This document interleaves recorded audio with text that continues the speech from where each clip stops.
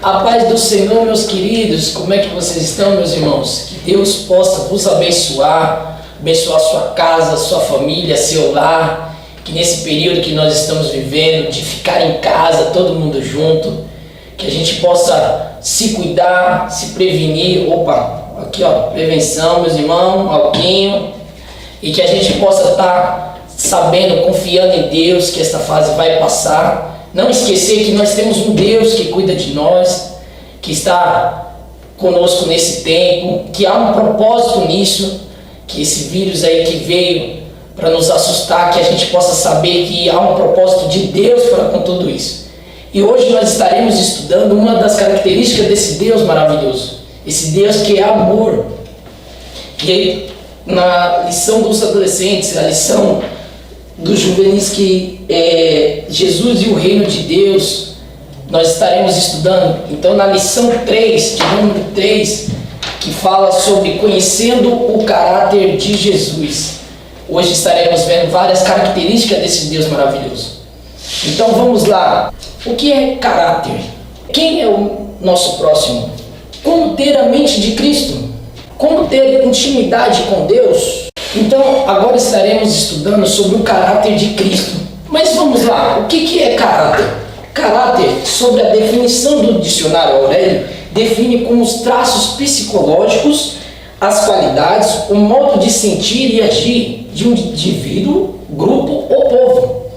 Então nós vemos em Jesus, com base nessa definição, vemos que Jesus ele era amoroso, ele era observador, conhecedor dos corações, movido por compaixão, manso, humilde, misericordioso, obediente, justo e fiel.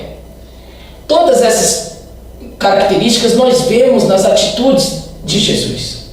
Com as pessoas, vemos como ele agia, como eram as suas decisões, o que ele fazia com as pessoas que estavam perto dele. E nós vemos uma outra característica muito importante. Em Jesus, ele tinha foco nas prioridades. Todas essas características ele tinha, mas sem esquecer do propósito de vida dele, que era trazer a salvação, que era morrer na cruz para nos salvar. E nós percebemos isso na casa de Marta. Marta e Maria estavam ali, e Jesus ensinando, e Marta estava ali atarefada, fazendo as coisas de casa, e ela se incomodou porque Maria estava sentada ouvindo a Cristo. E até que em determinado momento ela chegou para Jesus e falou: Jesus, não te incomodas de ver eu atarefada e a minha irmã aí sentada te escutando? E aí Jesus me falou: Marta, Marta, estás afadigada com os afazeres, mas é só uma coisa necessária. E essa melhor parte Maria escolheu, e dela não será tirada. A melhor parte era aprender com Jesus sobre a salvação. A melhor parte era escutar e entender qual era o plano perfeito que ele tinha para nos salvar. E essa é a parte que Maria escolheu, a parte da salvação. Mas o que devo fazer para ser salvo? Certa vez perguntaram isso para Cristo: Jesus, o que devo fazer para herdar a vida eterna? E Jesus respondendo a um doutor da lei que fez essa pergunta: como ler os mandamentos? Como você o entende? Aí este homem respondeu: amarás a Deus de todo o teu coração, com todas as suas forças, de todo o teu entendimento, e amarás o teu próximo como a ti mesmo. Jesus respondendo aquele doutor da lei disse: respondestes bem, faz isso e herdará a vida eterna. Só que aquele doutor da lei não se conformou só com aquilo e indagou Jesus novamente: mas quem é o meu próximo? Daí Jesus começou a relatar sobre a história do bom samaritano, sobre a parábola do bom samaritano. Naquela época, os judeus já tinham uma rixa com os samaritanos. Era um povo que eles não gostavam, era uma rixa milenar, uma rixa de muitos anos. E Jesus mostrando naquela história que certa vez um homem indo na estrada de Jerusalém para Jericó foi assaltado. E ali os ladrões levaram tudo e deixaram, machucaram aquele homem, e aquele homem ficou na estrada. E aí passou um sacerdote e não teve compaixão, passou de largo, a Bíblia diz. Essa história que é relatada em Lucas capítulo 10. O sacerdote passou de largo. Aí novamente passou outra pessoa, passou o levita, mas esse levita também não se importou com aquele homem e passou distante. Mas aí certa vez vinha um homem, que esse homem era samaritano, e este homem teve íntima compaixão por aquele homem que tinha sido assaltado, que estava ali machucado, estava ali ferido, e ele foi e resgatou aquele homem e levou até a estalagem mais próxima.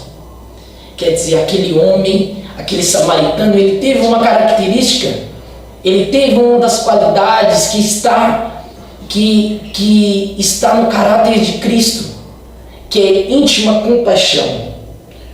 Era isso que Jesus fazia com o seu próximo. Quantos milagres, quantas vidas que foram transformadas, porque Cristo teve compaixão. Porque Cristo via aquela situação daquelas pessoas e ele se comovia, e ele se colocava no lugar daquela pessoa, ele se sentia preocupado com a situação daquela pessoa. E nós vemos em outra passagem uma outra forma de como Jesus tratava o próximo, é na história de Jairo. Jairo era um dos principais da sinagoga e a sua filha estava doente. E este homem chegou até Jesus e pediu: mestre, vá à minha casa, pois minha filha está muito doente. E Jesus foi. E indo com ele, na multidão ali no caminho, teve uma mulher. Essa mulher sofria de um fluxo de sangue, de uma hemorragia constante. E por conta da multidão ela não conseguia chegar perto de Jesus. E aí aquela mulher, sabe o que ela fez? Ela acreditou que se ela simplesmente tocasse no mestre, ela ia ser curada, ela ia ser transformada. E foi exatamente isso que ela fez. Ela foi até Jesus, tocou na orla do seu vestido. E Jesus, parando naquele exato momento, falou para Pedro: alguém me tocou. E Pedro falando: mas Senhor, uma multidão dessa te aperta, te oprime, como perguntasse se alguém te tocou? É como você está num busão lotado, gente, e perguntar: alguém esbarrou em mim, alguém tocou em mim? Mas aí Jesus respondeu a Pedro: não, mas eu senti, de mim sair virtude. Só saiu virtude de Jesus porque o toque daquela mulher era diferente. E Jesus parou tudo o que estava acontecendo no momento para dar atenção a uma mulher, para perceber a história, todas as pessoas que chegavam até a Cristo. Ele dava uma atenção diferente, ele dava um amor diferente, ele acolhia aquela pessoa. E Jesus, acabando de dizer para aquela mulher que a fé dela tinha salvado ela, tinha curado, chegou um homem e disse: Jairo, não incomode mais o mestre, pois a sua filha está morta. Pois a sua filha, o caso da sua filha não tem mais jeito. Aquele homem chegou para Cristo, para Jairo, e falou: a previsão agora é terrível. Já disse: a sua filha já está morta, não tem mais jeito, não tem mais o que fazer. Só que quando aquele homem falou daquele jeito, Jesus respondeu: crê que ela será salva. Nós vemos como é a atitude de Jesus. Nós vemos que o homem prevê a situação. O homem trabalha com previsão. Previsão é coisa do homem. Mas Deus não trabalha com previsão. Deus trabalha com provisão. Provisão é coisa de Deus.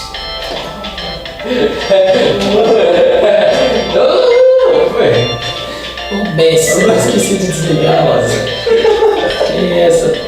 Tá me dizendo. Alô? Alô? É que o Oh, meu Jesus amado. Cobrando? E cobrando ainda.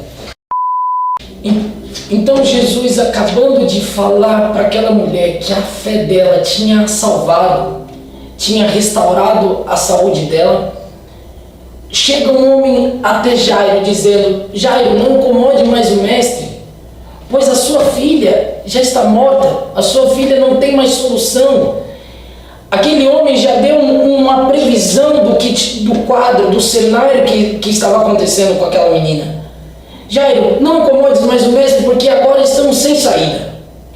E no versículo 8, no versículo 49, no capítulo 8 de Lucas, nós vemos: estando ele ainda falando, chegou um dos príncipes da sinagoga dizendo: a sua filha está morta. Deu a previsão para Jairo, falou: não tem mais jeito, esquece, não incomode mais o mestre, deixa essa situação para depois. E aí Jesus, porém, ouvindo, respondeu-lhe, dizendo: não temas, crê somente e será salva. Nós vemos a atitude do nosso mestre, a atitude, a atenção que ele dava a cada pessoa, o amor que ele cuidava de cada um. Aquele homem deu uma previsão do que tinha acontecido. Ele preveu e falou: não tem mais jeito, não tem mais saída. Mas Deus não trabalha com previsão, Deus trabalha com provisão. Jesus mostrou ali que ele não depende de coisa do homem, ele não depende do cenário do homem, ele não depende do que o homem acha que vai acontecer. Ele trabalha com provisão. A provisão de Deus, ela vem do nada. Que nós possamos sair da previsão do homem, sair do que o homem pensa que vai acontecer e entrarmos na provisão de Deus. Porque a previsão, ela nos desanima, ela nos frustra, ela nos entristece, mas a provisão faz a gente descansar, a provisão faz a gente vencer, saber que tem um Deus que tem cuidado de nós. Outra característica que nós vemos em Jesus é o relacionamento que ele tinha com Deus Pai. Um relacionamento que tudo, em Lucas vai dizer que Jesus tudo procurava em oração. Então Jesus tinha uma intimidade com Deus Pai. E falando de intimidade, falando de relacionamento, nós, nos nossos dias, como está nosso relacionamento com Deus? Como é ter um relacionamento com Ele nesses dias tão difíceis? Nós vemos na história de Jesus, aonde Ele passava, tinham pessoas que se relacionavam distante e outras que se relacionavam perto dele. Nós vemos que na multiplicação de pães tinha 5.000 pessoas que estavam ali com ele. Já depois que ele ressuscitou, nós víamos 500 discípulos que o seguiam e que acreditavam que ele era o mestre. Só que só 12 apenas andavam com ele diariamente, que eram seus discípulos escolhidos. Só que desses 12, só tinham 3 que foi para o Getsemane com ele, eram os 3 discípulos mais íntimos. Mas desses 3, só tinha um que reclinava no peito de Jesus. Só tinha um que tinha tal intimidade, que ele não só buscava, ele não só ficava perto, ele não só acreditava, mas ele também deitava a cabeça no peito de Jesus. Qual degrau de relacionamento que você está com Deus? Você está buscando Ele de longe? Aquelas 5.000 pessoas que buscavam Ele, buscavam com interesse. Aquelas 5.000 pessoas que foram alimentadas. Depois nós vamos ver em João capítulo 6 que essas pessoas buscaram Ele porque Ele multiplicou os pães. Essas pessoas começaram a buscar a Ele achando que Jesus tinha pão material para saciar a fome deles. Só que Jesus mencionou: eu sou o pão da vida. Essas pessoas já desanimaram. E assim foi indo, cada degrau de relacionamento com Deus é algo mais, é um degrau a mais que você está subindo, é um relacionamento mais profundo e mais íntimo, que você está ficando mais perto dele. Que nós possamos, quanto mais esse degrau você sobe, mais parecido com Ele você é. Que hoje nós possamos entender que estar com Ele é degrau por degrau. Estar parecido com Ele, ser imitador dEle, é degrau por degrau. É algo que nós vamos conquistando aos poucos. Agora, como iremos conseguir agir como Jesus agia?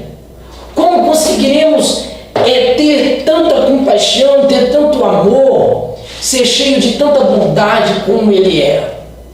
O apóstolo Paulo ele vai dizer que é tendo a mente de Cristo. Mas como assim ter a mente de Cristo? A mente de Cristo ela vem por meio do seu relacionamento com o Espírito Santo. O seu relacionamento com o Espírito Santo vai te direcionando, vai te mostrando cada vez mais as atitudes que você deve ter. Quando você aceita Cristo como Salvador, o Espírito Santo entra dentro de você, Ele está dentro de você e Ele vai te direcionando. E você consegue ter a partir daí um discernimento espiritual para saber o que você deve fazer, o que não deve. O Espírito Santo vai te convencendo as atitudes que você deve ter. E então, sobre tudo isso, sobre todo esse caráter que Jesus tinha, que esse caráter nós possamos também ter por meio do Espírito Santo. Que o Espírito Santo, que as características do caráter de Cristo, que as qualidades que Jesus tinha no caráter dele, que nós possamos desenvolver hoje por meio do Espírito Santo e criar frutos do Espírito. Por meio desses frutos, nós estaremos agindo como Cristo agia. Nós estaremos sendo discípulo dele. Estaremos executando um propósito que nós aceitamos, o que nós temos quando aceitamos a Ele, que é amar o nosso próximo como a nós mesmos. E por que eu falo tanto do nosso próximo? Porque a nossa relação com Deus é um triângulo, que Deus está em cima, nós estamos embaixo e o nosso próximo está aqui do nosso lado. O nosso relacionamento com o próximo deve estar bem para nosso relacionamento com Deus estar bem. Se nosso relacionamento com o próximo não estar bem, não tem como nosso relacionamento estar bem com Deus. A Bíblia diz que aquele que diz que ama a Deus e não ama o seu irmão é mentiroso. Porque como pode amar a Deus que não vê, como pode não amar o seu próximo que vê e amar a Deus a quem não vê? Então o alicerce para nós estarmos bem com Deus é estarmos bem com o nosso próximo, a procurar a paz com todos e a santificação, sem a qual não veremos a Deus. Então, meus irmãos, concluindo essa lição maravilhosa que nós estamos estudando, que é entendendo as características do caráter de Cristo, que nós possamos, mediante aos seus ensinamentos, buscar o reino de Deus em primeiro lugar, e saber que as outras coisas elas serão acrescentadas em nossa vida, mas em primeiro lugar buscar o reino, para sermos imitadores de Cristo. Sermos imitadores de Cristo e podemos, neste mundo, executar o propósito que Ele nos chamou para executar. E que, confiando em Deus e sabendo que Deus tem cuidado de nós, lançando sobre Ele toda a nossa ansiedade, sabendo que Ele tem cuidado das nossas vidas, tem cuidado do nosso lar, cuidado da nossa família. E saber que o nosso amanhã, nessa situação, as pessoas falam de crise, falam que nunca teve isso antes, que nós possamos saber que o nosso amanhã está garantido, porque Ele vive e reina para todos sempre. Amém. E lembrando, pessoal, se inscreva no canal, ative os sininhos para receber novas notificações e fique ligado nas redes sociais, porque é por meio dela que nós estaremos passando os novos conteúdos para vocês. Deus vos abençoe, sua casa, seu lar, sua família. Amém.